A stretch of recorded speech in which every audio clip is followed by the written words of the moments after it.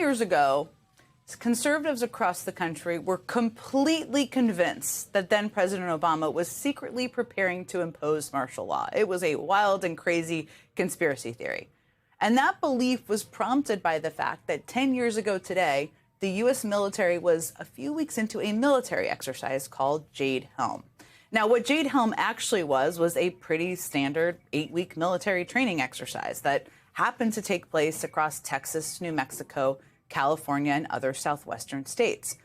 But because Barack Obama was president, conspiracy theorists seized on the fact that the military was going to be in Texas, again, doing these exercises, as proof that a hostile takeover was planned, that this was all about a hostile takeover.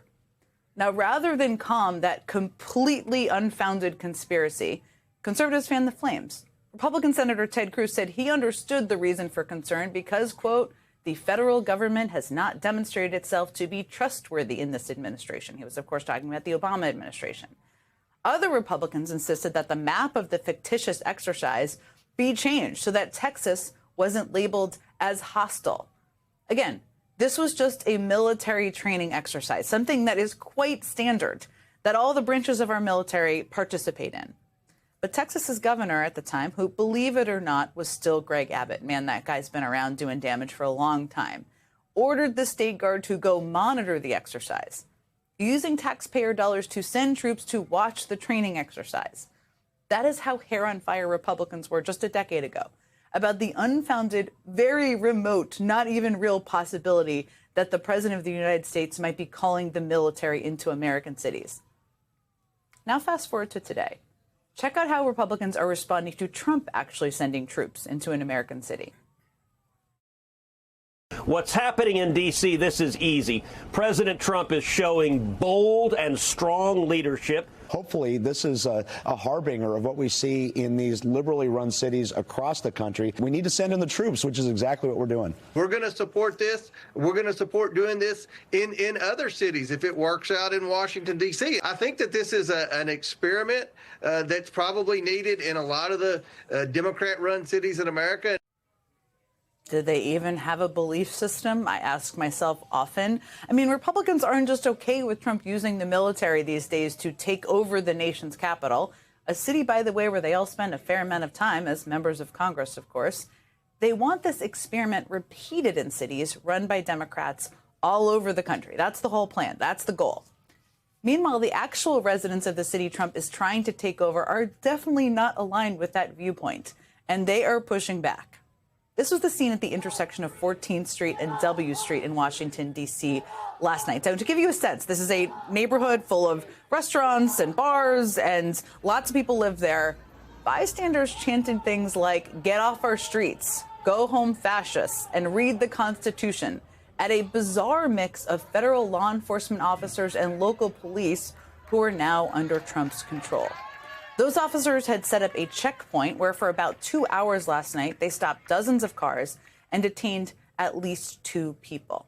Federal agents reportedly stopping cars for things as minor as seatbelt violations and broken taillights. Not sure that's really cracking down on crime. And then asking drivers, of course, about their immigration status, which is probably likely what this is all about. Now, some bystanders reportedly ran into a CVS to quickly make signs, warning others that ICE was ahead and directing drivers to turn left to avoid the checkpoint. You can see one of the signs there they're holding.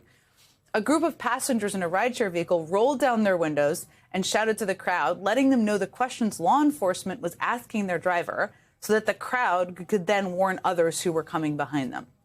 Someone else blared Vanilla Ice's classic song, Ice Ice Baby, A+ points for creativity from the sidewalk, while others shouted advice at drivers, encouraging them to ask for badge numbers or remain silent. That was D.C. last night. The people of D.C., which doesn't surprise me, I've lived here a long time, pushing back in practical ways against what Trump is trying to do to the city. All the way on the other side of the country, we also saw something similar. Today was the first day of school for the more than 500,000 children in the LA Unified School District. And in addition to worrying about first day outfits, believe me, that's a thing. I have 2 elementary school kids, that's a thing. And school supplies, students and parents across the city were anxious about something much bigger because of our federal government. As the LA Times headlined it today, fears of immigration raids cloud LAUSD's first day. But just like the people of D.C., the people of Los Angeles are pushing back. This is Ron Gochez, a high school history teacher at Maya Angelou High School. He had to teach today, but he got up hours before school started to patrol the streets around his school looking for federal agents. And Gochez is part of an organized group of faculty and volunteers, like some of the people you see here, that plan to patrol all across the city before and after school every day to warn students and parents if and when ICE shows up. The group says they hope to have at least 5 to 7 volunteers per school every single day. And the school district itself is tasking police and officers from several municipal forces with patrolling near 100 schools to set up what the district is calling safe zones around schools in heavily Latino neighborhoods. At a press conference announcing these protections earlier this week, LA Mayor Karen Bass described the situation this way. Here's what she said, quote, "Here you have an entire array of elected officials, appointed officials, education leaders, people committed to our children. And we are gathered here today to talk about protecting our children from the federal government." Think about that, protecting our children from the federal government. These are the lengths that Americans are having to go to protect their communities from the federal government, who's supposed to be protecting them from the Trump administration. And as bleak as it is that drastic measures like these are needed, it is also inspiring to see that people aren't just going to take Trump's power grab sitting down. They are pushing back and pushing back forcefully and in pragmatic and incredibly granular ways.